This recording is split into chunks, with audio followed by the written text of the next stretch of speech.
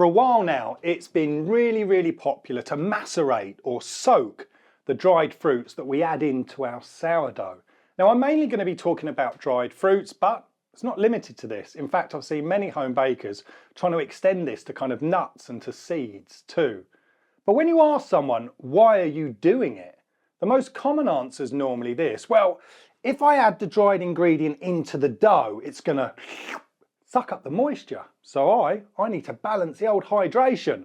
And I can do that by soaking the ingredient first. But is that really the case? And are there other considerations that are much more important? Now, in most cases, when we're designing a new sourdough formula for testing, or even when we're following somebody else's sourdough recipe, we're going to need to make some tweaks along the way. It's just the way it is. And hydration, let me tell you, is one of the most common adjustments that we make. Let's face it, everything, absolutely everything affects it. Temperature, humidity, the flour, and of course, the ingredients that we include in the dough.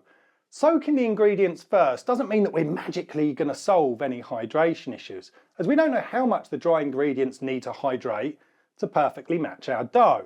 If anything, it just gives us another variable to deal with.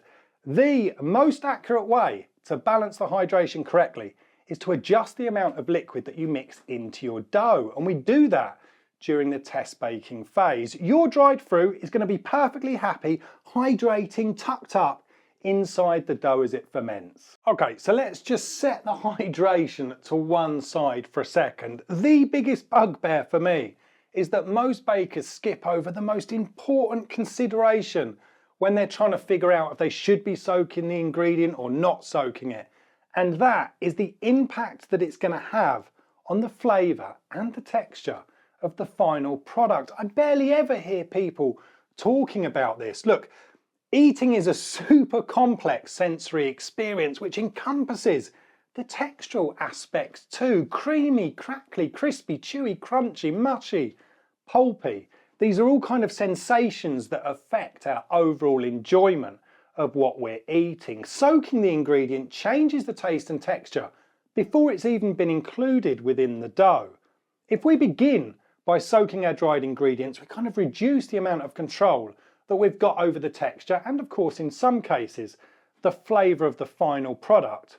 So let's just say that I'm test baking a chocolate and cherry sourdough loaf. Now, I've decided that I'm going to mix the dough and then I'm going to include the cherries and the chocolate during the first lamination. So for argument's sake, let's say I'm going to start with a hydration of 75%.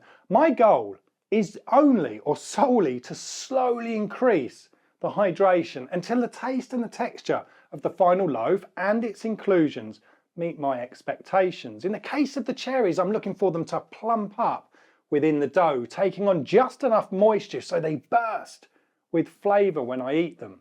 I want to avoid them becoming soggy or that they break up and become mushy. When we take a bite, we want that dried fruit to explode with flavour in our mouth, pinging a message to our brain so that we can identify with the flavour. When they hydrate within the dough, they find their own kind of nook and cranny to nestle into, and they become at home in their environment. When we soak the cherries before they're included in the dough, we've already begun to manipulate their texture and, of course, the flavour. So we just lose an element of control. The key is to think carefully about the outcome, how you want that inclusion to turn out, and then make your decisions based to achieve that goal.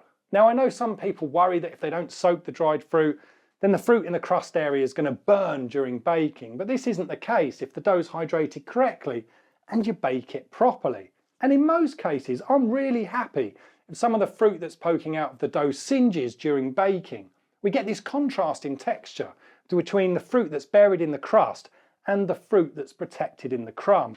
Contrast in flavours and textures play a really important role when we eat. They also enhance the sensory experience. Now, of course, there are times when you may want to soak the ingredient prior to including it in the dough. Perhaps you want to add another flavour by marinating the fruit.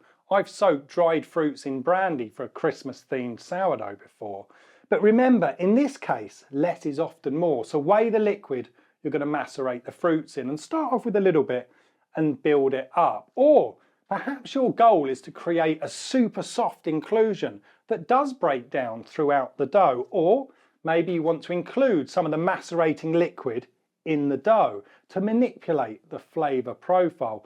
We've got numerous decisions that we can make, and it's our job to make the right turns that lead us to our destination. And that's why it's super important to have a plan, a clear vision of the product that you're trying to create. Now, when you do decide to soak the inclusions, it should be for a reason that gets you closer to fulfilling the brief and not just to balance hydration. Oh, and remember, the longer the dried ingredient spends within the dough, the more it's probably going to hydrate, and of course vice versa. So if you're dividing a large batch of dough down and then incorporating the inclusions later in the process, you may well opt to soak the fruits because they won't have as long to plump up within the dough. These are all decisions that we need to make. And so the answer as to whether you should soak or not, well, that rests on the outcome that you really want to achieve. Just remember, flavour and texture first. Experiment to see which method works best for you. And just remember that you can't make a silk purse out of a pig's ear. So choose the best quality ingredients to include in your sourdough. And as you know by now, there is no one size that fits all. There is no magic formula. Baking a decent loaf of sourdough requires us to experiment and see what works best for us. A huge thank you for watching. I'll see you again very soon. Stay tuned.